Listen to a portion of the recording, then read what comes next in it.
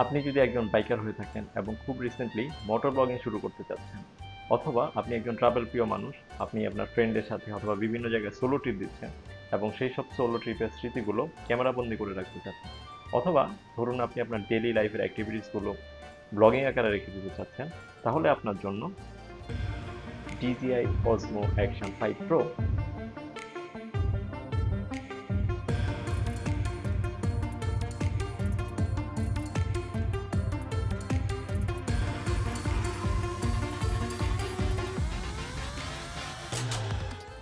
আজকের এই ভিডিওতে আমি DJI Action 5 Pro এর অ্যাডভেঞ্চার কম্বো বক্সটি আনবক্সিং করব। এর সাথে সাথে এই প্রোডাক্টটির প্রাইস অ্যান্ড আমি এই প্রোডাক্টটি কোথা থেকে পারচেস করেছি সেই সব ইনফরমেশন দেওয়া থাকবে। ভিডিও শেষ অংশে আমি আপনাদের সবার সাথে একটা টিপস শেয়ার করে রাখবো, যেটা কিনা যে কোনো অ্যাকশন ক্যামেরা কেনার পরপরই আমাদের সবার করে রাখা উচিত।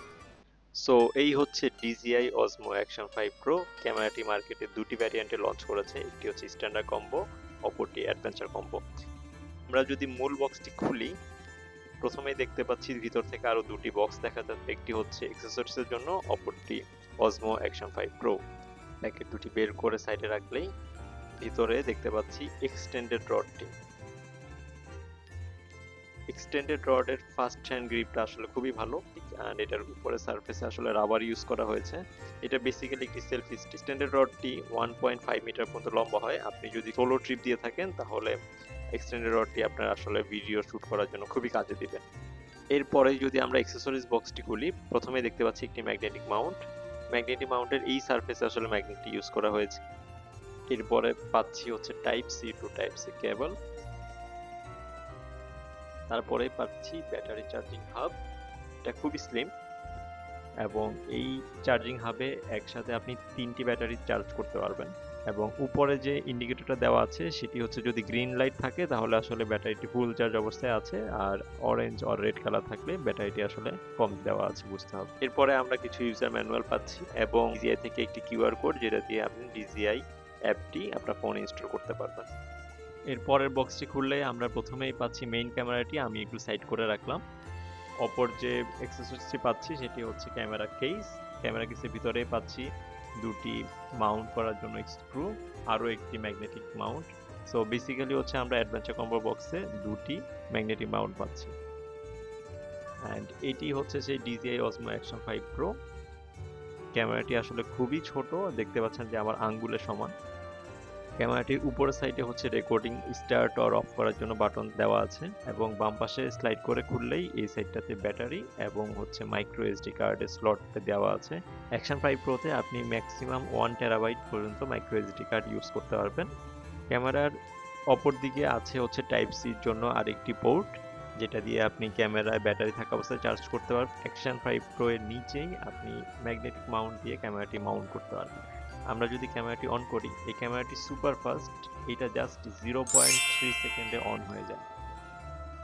অ্যাকশন 5 প্রোতে আমরা দুটি ওলেড ডিসপ্লে পেয়ে যাচ্ছি, ফ্রন্ট এবং ব্যাক, এবং দুটি ডিসপ্লেই আপনার টাচ রেসপন্সিভ। আপনি একই সাথে যে কোনো ডিসপ্লেতে টাচ করে ক্যামেরাটি অপারেট করতে পারবেন।